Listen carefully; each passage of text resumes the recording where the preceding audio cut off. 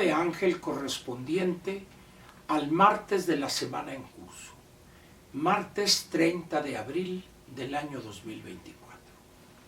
30 de abril, aun cuando se ha perdido un poco esto, pero de acuerdo a la tradición y a la práctica vieja, hoy es el Día del Niño.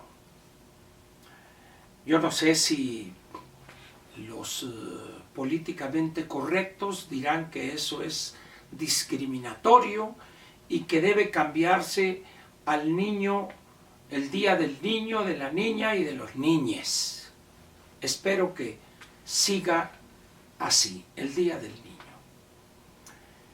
La verdad es que en pocas épocas de este país, la niñez ha sufrido las consecuencias de un gobierno destructor como el actual.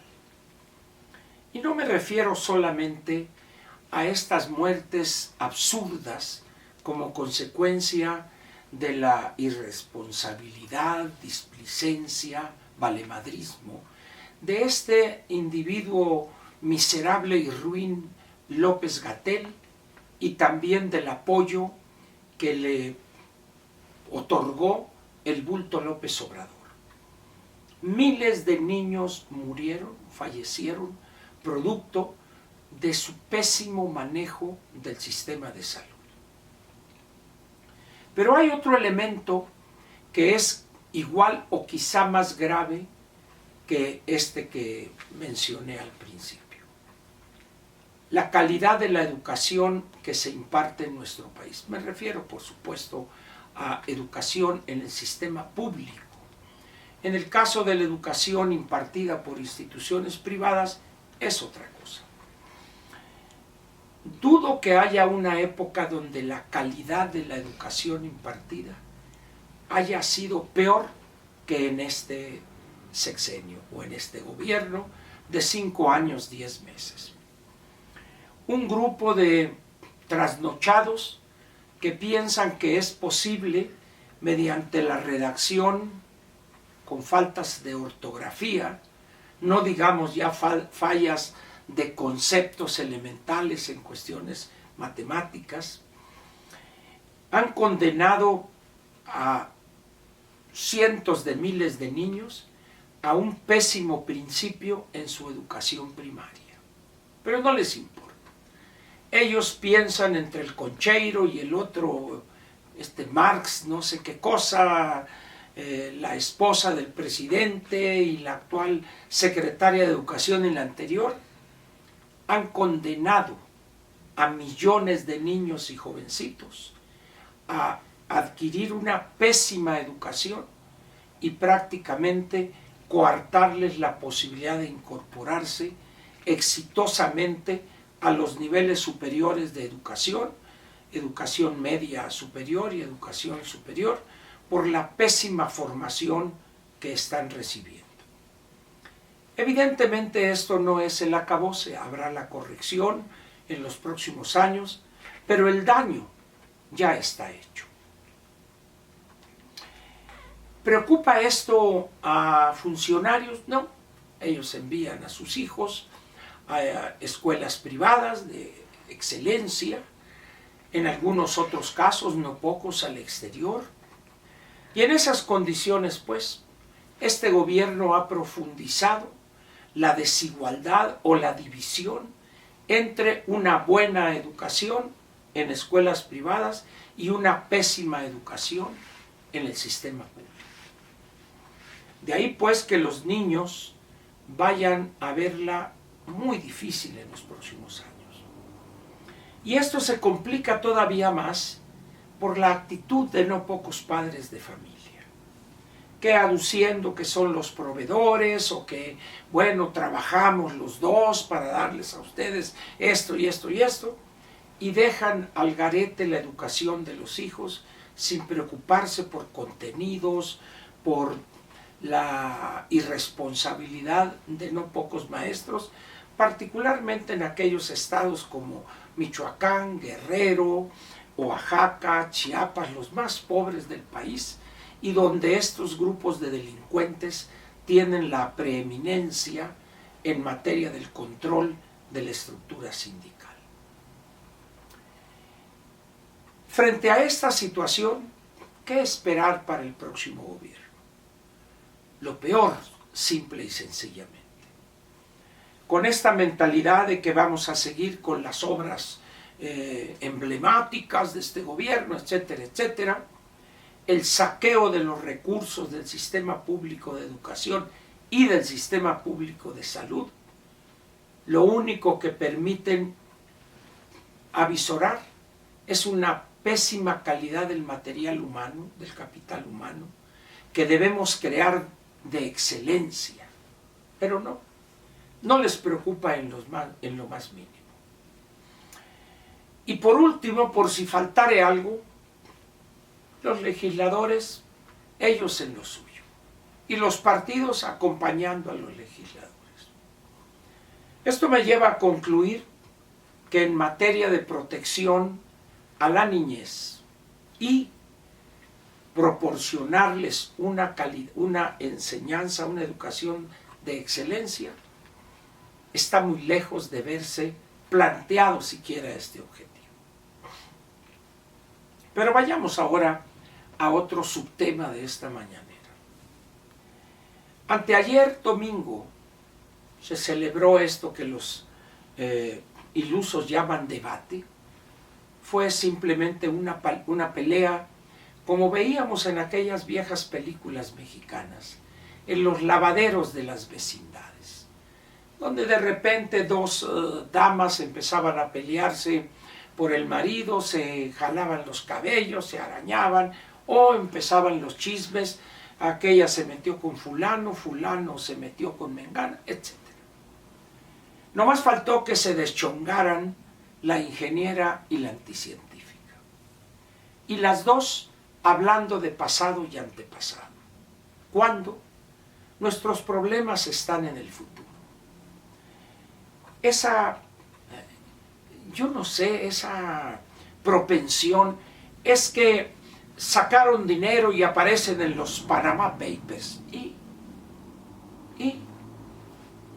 acaso se ha probado o al menos se ha realizado investigación alguna sobre el origen de esos recursos que la abuelita, la mamá, el tío, el hermano, no sé quién, colocó en algunos bancos o en instituciones financieras de este o aquel país?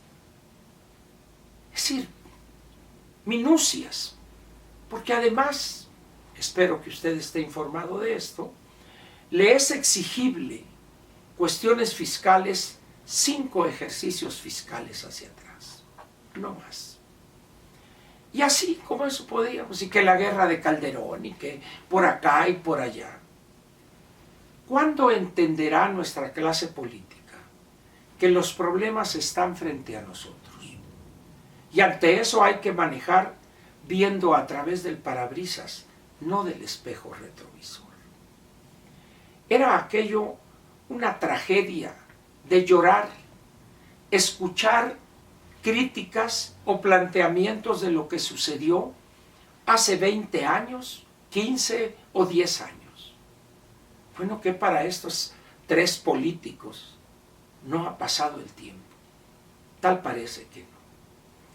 Y luego viene ese triunfalismo ramplón que pretende hacer creer a ingenuos que las elecciones se ganan con las victorias en los debates.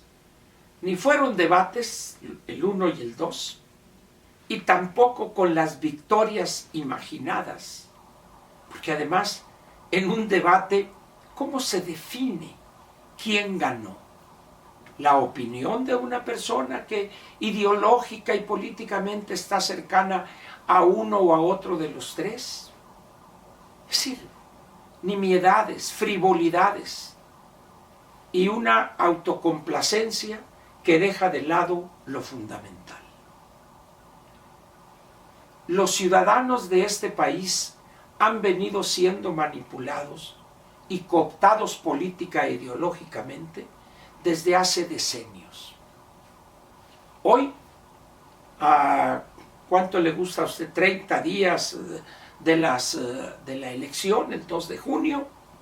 Millones y millones de mexicanos tienen una opinión formada sobre el presidente y que además hay que apoyar a los candidatos de Morena, a todos, para que no les quiten los programas sociales.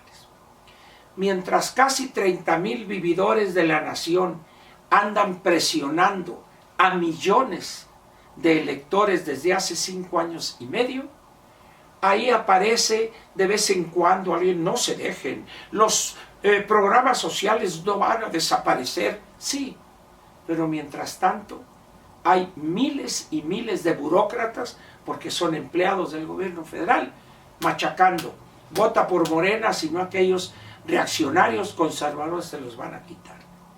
¿Y a quién? ¿En quién confía esos adultos mayores que ya recibieron desde febrero de este año 18,000 pesos cada uno, que equivale a 3 bimestres, a 3,000 pesos mensuales? ¿A quién le van a creer? La respuesta es obvia.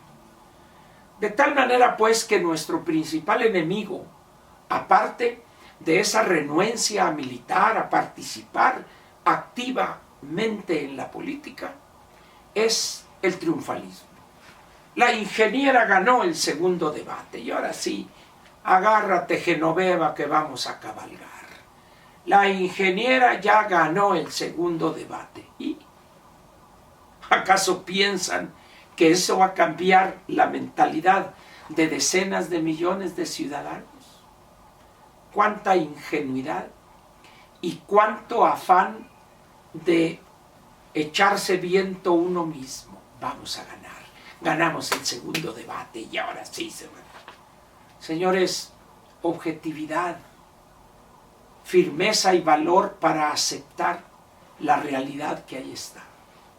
Déjense de cosas y mejor busquen en su cuadra, en su colonia, en su entidad de trabajo, etcétera, convencer a ese 40%, cuando menos, de personas que no tienen la intención de votar y que representa alrededor de 40 millones de ciudadanos.